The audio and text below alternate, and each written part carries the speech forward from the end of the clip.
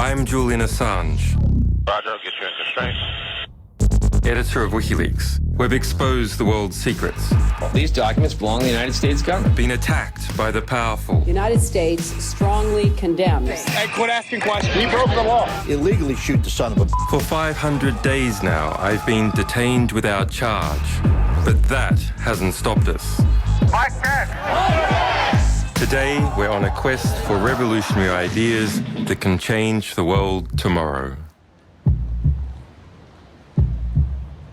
Welcome to a special episode of The World Tomorrow. Normally, I do this from my location under house arrest, but today, because of the number of people involved in the Occupy movement, we've decided to do it here in the old Deutsche Bank of London, which is controlled by Friends of Occupy. We have Marissa Holmes from Occupy New York, Alexa O'Brien from Occupy New York and US Day of Rage, Aaron Peters from Occupy London, Naomi Colvin from Occupy London, and David Graeber from Occupy New York. So I want to split this program in really sort of two parts. The first part is I want to understand how Occupy came to be, sort of people who are involved, the political background for organising it and conducting its affairs and spreading it, and then look into where it's going to go. David, where do you think this movement came that eventually caused the occupation of Zuccotti Park and then spread out to the rest of the United States? Well, I think there's been sort of a global movement that, I guess it started in Tunisia, and it sort of swept across the Mediterranean, Greece, Spain. So it's really the same movement that hit America. There are a lot of people from Greece and Spain who were involved in the very early days, and even before the occupation of Zuccotti Park, and we were putting it together.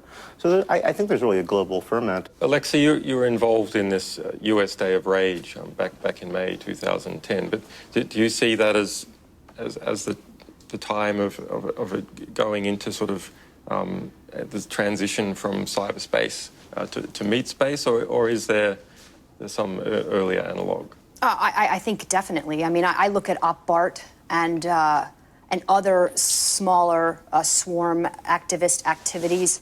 Social media and the transformation in the organization of media also has played a role in the last year. In Occupy Wall Street. It's clearly there was a feeling emerging from the Arab Spring. This is very rarely alluded to. 2008, Egypt gets the World Bank's #1 kind of reforming country in the developing world. And in terms of neoliberal reforms, Egypt was unbeatable in North Africa and the Middle East from the World Bank and the IMF's point of view. The bigger kind of phenomenon that's going on here is that after the Second World War, the nation-state is broadly seen as kind of repository of democratic accountability. Now, since the late 1970s, that's been going away. Right. And in some places, it never existed, right? But that's now a global phenomenon. We now recognise that public policy outcomes aren't happening at the national level, and that policymakers aren't actually the ones who are in national parliaments, they're elsewhere, and the ones who are dictating policy aren't in any way accountable, or, they're not democratic representatives. And that's a global phenomenon, and that's in India, that's in China, that's in the US, that's in the UK. We don't just have a global financial crisis. We have a global political crisis because our institutions no longer function. Yeah, exactly. And this is one of the points of the global justice movement, which is there are these sort of newly created administrative global planetary political mechanisms. Like the WTO. Like the WTO, like the IMF. The people, at least in places like the US, weren't even supposed to know exist, but were in fact governing the world. It's the first really effective planetary bureaucracy, which was created in the name of this sort of free market ideology, which is supposed to stand against bureaucracy, but in fact did exactly the opposite. Thus, the revolt is always in the name of democracy, because that's the thing which is obviously lacking. The financial crisis just brought it home, especially in the matter of debt, I think, where it became very clear that the debts of the big players could be completely renegotiated by through these global mechanisms, but yours can't, because your politicians are beholden to them and not to you.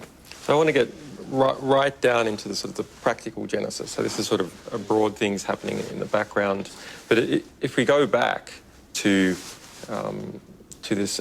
Some of the key sort of ingredients in Occupy New York.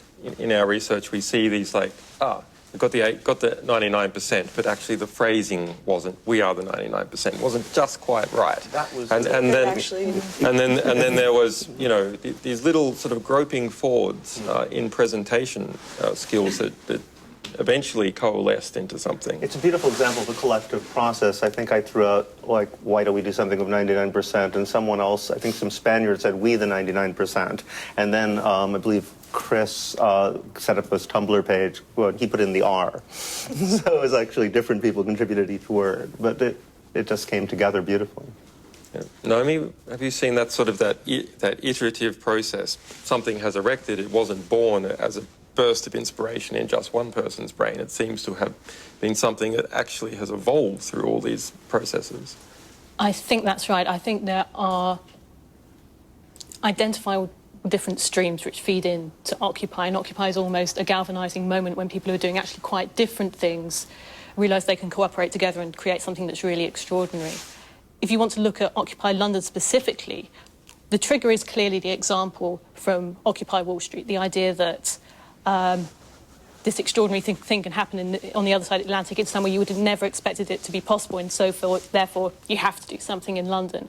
But you also have feeding into that what's happened elsewhere in Europe over the past year. What happens in London is not possible without the example of what happened in Spain. It's really a moment when everything comes together. How much did the Indignatus movement in Spain practically feed in terms of logistical support or bodies on the ground for Occupy New York? Well, there were many members of the Indignados that were actually in New York for one reason or another leading up to September 17th, and they came to the early General Assemblies and, you know, gave us the foundation and the context for what we were doing. So we learned a great deal from them. There were even Egyptians there. I mean, we got emails from Egypt saying, I'm going to New York specifically to be there for this particular action. So I think also in terms of the iterative learning process, I can say for myself personally that watching what was going on in Europe about how you scale that out, that information out for occupations, was definitely directly taken from that particular movement. Naomi, in Occupy London, there was a street sign put up, Tahrir Square, in front of the St Paul's Church. One of the most photographed signs. I've no idea who put it up, but I would say that there was clearly people identified what they were doing quite strongly with the inspiration of the Arab Spring. In terms of practical bodies on the ground, it's the European movement which feeds in much more to London, just because where we are. I'm interested in this because I'm interested in a particular branch of philosophy about technique and the domination of technique. That whatever we try and do politically in one direction or another, we have to do it efficiently if it is to win. And to do it efficiently, we have to adopt efficient techniques. And so everyone, regardless of which direction that they're going in, starts to adopt efficient techniques. And in the end, it's the techniques that win. David? I think part of those techniques, though, is not just the social media, but there has been a tradition for at least since the 70s of creating new forms of direct democracy, of facilitation, consensus, of decentralization, of decision-making that is deeply practical, and in a way there's a kind of a synthesis whereby it defines itself against the way you act on social media. There's a kind of synergy. So on the one hand, you're spreading information of certain kinds through social media, but at the same time, there's these deeply personalized new forms of democracy. And that tradition was the fact that we had that to draw on. There's people who know how to do facilitation, and institutions like the People's Microphone, which had been developed over years, that are there to draw on, was absolutely critical. This methodological culture that visually we're very familiar with from Occupy, the human microphone, this mic check, it's a bit of street theatre. On the other hand, it seems to be practical, General Assembly, this hand-waving stuff, which to me, when I first saw, I thought seemed terribly sort of effete and ineffectual. But I concede if you've got a whole lot of people and you want to be able to hear someone, maybe it's not a bad outcome. Aaron, have you studied how these techniques came to be? Were there, in fact, any innovations in terms of technique? So if you're going back to that notion of the meme and memetics, now there's an argument that's always existed in terms of how humans share identities, how they create new ones, how they internalise them. But the point with these new kinds of communicating means that process is rapidly speeded up. I think there's genuinely a relationship between, especially among younger people, online practice and offline practice, where they're not interested in leaders, they're not interested necessarily in profit models. They're interested in the creation of value, but frequently it's the creation of value beyond the profit motive and beyond being coerced to do something. So it's kind of voluntary collective action. No, I mean the techniques used in Occupy London, were they grabbed from seeing what people were doing in Occupy New York, or is it older? I think there is an interesting tension between the way consensus works online, which it does if you look at how the hive mind situation works. It's consensus, but in a much less structured form. And there is an interesting tension between that, which is a sort of mindset a lot of people came to Occupy with the way this more traditional, if I can call it, structured consensus decision-making works on the ground. And that's a tension which I think we explored at Occupy London without fully resolving it. We can see why Occupy wouldn't have happened 10 years ago.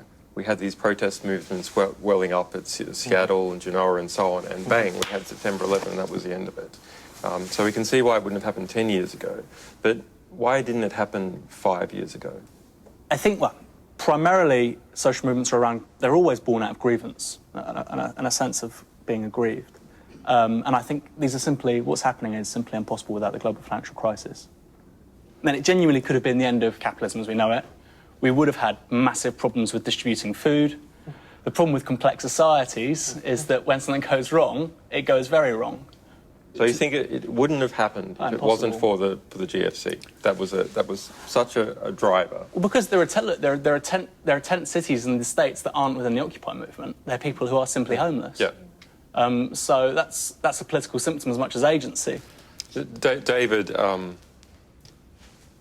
Occupy sort of simmered for a while, for the first week or 10 days or something, until there was violence. Well, yes, I mean, it was police violence, but nonetheless violence. And violence is sort of what? It was an effective marketing mechanism. We didn't... Hollywood movies are full of violence. I was there and, living in the park for the first week, and so I can attest to the fact that we didn't simmer.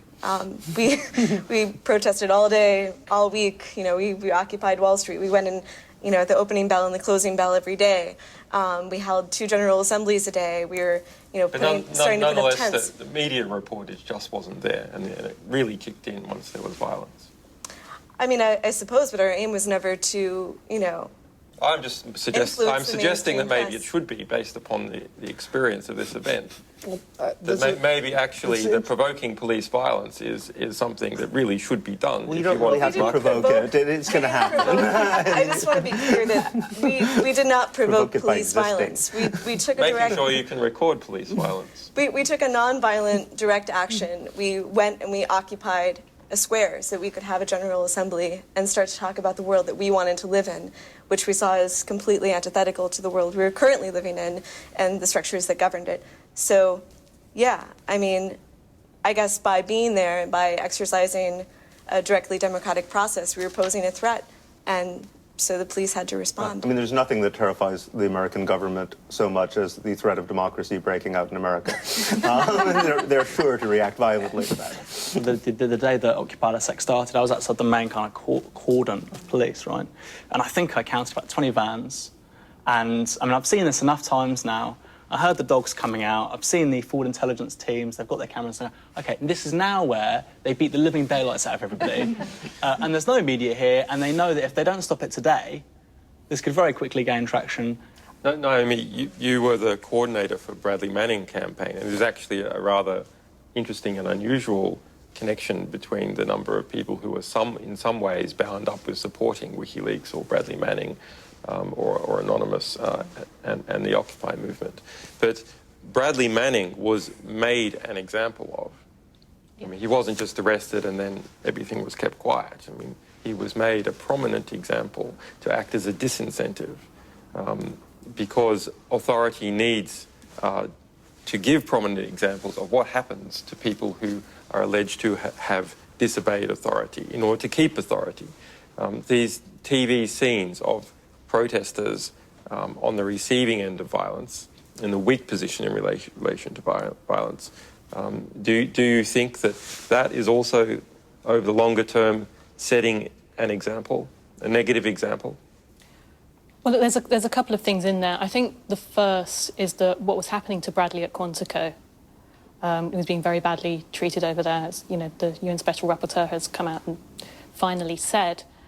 In terms of media representations of conflict, I think it's, you know, without doubt that the coverage of, you know, what happened in the early days of New York, those were the pictures that went around the globe. But it wasn't mainstream media that they came from. It was citizen media. It was live stream. Yeah. So, and I think there's certainly a degree to the presence of media and the fact that something is happening in full view of the world, which is a really important thing that's happened with Occupy, being, you know, documenting itself all the time, is kind of an important inhibiting force. I mean, if it wasn't for live streaming and it wasn't for our own social media teams, then we wouldn't have gotten into the mainstream press. We pushed the dialogue in a really important way. Alexa, talk to me about the rule of law and Occupy. It was one of the demands of the US Day of Rage. It seems to be rule of law, due process. Absolutely. I mean, I think that, you know, at the base of any kind of, in the case of the United States, a, you know, democratic republic, or at least it's said to be a democratic republic, there are several institutions. There's the civic square, there's the press, and there's elections. And when those things are in the hands of people, the institutions sort of find their health, you know, because they check each other. I think in terms of the rule of law, I mean, my own experience, just if one citizen, $1, one vote is so radical that it's got me written up in Australian security mag, you know, tied to Al-Qaeda, and I'm getting private messages from other security contractors that have relationships with the FBI telling me that, you know, be careful, you're somehow connected to Al-Qaeda. That tells me immediately it's an intimidation tactic, you know, essentially. David, Occupy, with that word, came to world prominence as a result of Occupy New York. But it spread over the United States as well. Can you describe a bit this spread of Occupy over the continental United States? It was remarkably quick. I was flabbergasted. I was astounded. As you know, you dream of these things happening, but you never really think they're actually going to happen. I would say in 3 weeks we had something like 800 occupations. And you know, granted, some of those occupations were just like one guy with a sign, but a lot of them weren't. A lot of them were large camps of people in places like, you know, Missoula, Occupy, Saskatchewan in Canada. I mean, it was a remarkable outpouring, and it happened very, very quickly. I want to get on to space. Mm-hmm. So why is it important to occupy a space at all? Why not just stay at home? You've got your Rolodex, you've got your friends, you've got your social networking. Why not just coordinate from behind the scenes? Isn't it a bit of a waste of time to pitch up a tent and you can't do things efficiently? Well, it goes back to the question about why online movements move offline at all. I think there is a natural human need to communicate face-to-face. And actually, it is much more profound. I think working online, it's about coordinating autonomous individuals to do things. And you have some feeling that you're part of a community of people that feels the same thing or is concerned about the same thing. But it's nothing like being in a space that say, stop it, you know, everyone is there and willing to, you know, and wanting to talk to each other. Because it's actually recreating the kind of society which people wish existed all the time. I think it's also an experiment to see how far you can push your engagement with, you know, in the civic space. Meaning, you know, when civic space is the curb between the Chuck E. Cheese and the Walmart, which it is in the United States in a lot of cases, in a lot of even small towns, there is a need to create a publicness that is not private, that is not related to one's job even, that is the we that comes together, that deals with Carlisle buying our water or whatever it might be. David, does the space have to be contested? I mean, everyone could go out into the redwoods of California or something. In fact, the G8 has been moved off to Camp David, it seems, indeed, in order to achieve just that effect. Well, I think yes. I mean, I think there's been for the last 30 years, there's been the systematic assault on the notion of community and the idea of the imagination, or political imagination. And this is a way of reclaiming both at the same time. So I think that idea of taking something back is critically important. Is it a demonstration of sovereignty in literal terms of an area of land? We physically control through our political decision-making this space you do not physically control. Absolutely, and that's what's critical about it. I mean, it's a dual power strategy. I mean, we are talking about force. We're not talking about legalities. They're not talking about legalities, and neither are we. Either might deploy one as a weapon. But what we're saying is this is our space. We're the public. This is a public space. We're going to take it. And that simple act of defiance is enormously creative. I mean, everything follows from that, and everything else we've done has been from the fact that we start out without accepting the terms of the existing order and with the will to imagine a new one.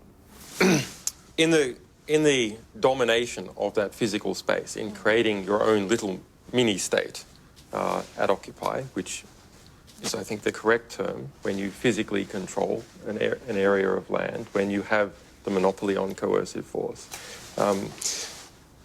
You started to erect certain structures about how to deal with each other and how to coordinate with each other, and certain methodologies for dealing with the police, for dealing with opportunists within the Occupy movement, for dealing with crazy people, for dealing with the garbage. Those methodologies that you came up with for political decision-making and practically dealing with things, do you see them as a blueprint for dealing with wider society, or are they methodologies that are simply for, or mostly for, dealing with the particular problem at hand, which is how to occupy a square? I don't think we ever did have the monopoly of force within Occupy. It would have been a lot easier had we, had we done that. And actually negotiating what you do in this situation where any disruption that may happen. Actually, you don't have the power of coercion. You have the power of persuasion. You have the power of showing what the majority of people in that space think, but ultimately, no, you don't have coercion, and that also is an education. You've got a disruptive person in there, or they're a mad person. They're ruining it for everyone. What do you do with them? What do you do with them in Occupy? How do you get rid of them? Do you call the cops? What do you do? We don't do that, John. No, actually, we've been using a combination of things.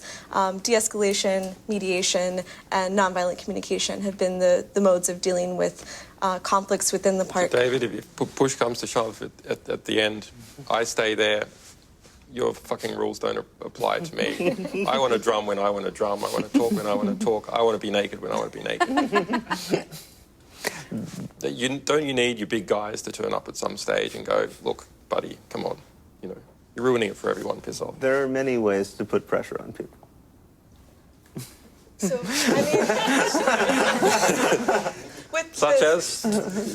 with the drummers, for instance, I mean, we had an assembly where we talked about the drumming situation. We negotiated it within the realm of the assembly. Alexa? There certainly are conflicts and tensions that are natural to human beings in groups within Occupy. It's not like the space that Occupy creates suddenly is like a utopia, because it isn't. Aaron, at the end, don't you need a mechanism, a process to deploy coercive force? It's practically, it's a question that needs answering, of course, but. God, you guys are so uncomfortable with this. I had the privilege of going to a decent union. This is a general kind of existential question. Well, about you might put them in nature. psychotherapy for 10 years. I don't incline to that person. I put them in psychotherapy for 10 years, but in the meantime, you've got someone in your goddamn camp causing a problem. There have been people who've been banned from meetings and things like that. That's happened. In a way, we're trying to delicately move around some issues that perhaps we don't want to talk about so much, which is intentional subversion. There were attempts to sort of dump people on us. There were, at some point the police were taking recently released prisoners and taking them in buses to the park and saying, hey, there's free food here. So it isn't just that these sociopathy just naturally appears if you have people in a camp. There was a very directed attempt to try to subvert us and give us the choice between, either being overwhelmed or kind of turning into a social welfare model where we take care of these people, which is another thing that started happening. How did Occupy London prevent pathological social grifters who were very glib in their words, good at telling one thing to one person, another thing to another person, spreading rumours, sowing dissent from rising up to the top? Or has it? Well, Right. If it has a top, it's very easy to do. But if it's a horizontal movement, it's really quite hard. I mean, there's only so much damage a sociopath can do. I mean, it's like what I always say about anarchism when people say, well, what about, people who just don't care about anyone else and are selfish jerks? And I'll say, well, yes, but at least they won't end up in charge of armies, which they do here, There's really only so much damage, such a person can do if they don't have a structure where they can start dominating and rising to the top. One thing I actually agree with William F. Buckley. He once said that I'd rather be governed by the first 300 names in the phone book than the people currently running Congress. I agree. They'd probably do a better job. I mean, in the end, however we govern ourselves, we have to be able to be competitive with those who would seek to govern us another way. Absolutely. This is why international movement is so important, and that's what we're seeing. I mean, there's a feeling out there that the enemy has become increasingly globalized, and the only way it can be challenged is by global movement. So in that sense, whether states are competitive with one another is becoming increasingly relevant. Aaron? So we've got the biggest transformation in the global political economy in terms of stuff going to Southeast Asia. With all this debt, I mean, it's only going to end one way. Clearly the West is over. It's apparent to everybody but public policymakers in the West. It's just abundantly evident. I don't think it's ridiculous. Clear they don't really know, too. Well, I know. When you start talking about 1989 moments and money not coming out of cash points, people laugh at you. I don't know. I mean, it's pretty obvious that the party's over. It only makes sense that the 1% is going to try to grab all the cookies if there's less cookies to grab. But it seems very unlikely, if you look at it historically, that they're going to end up with them.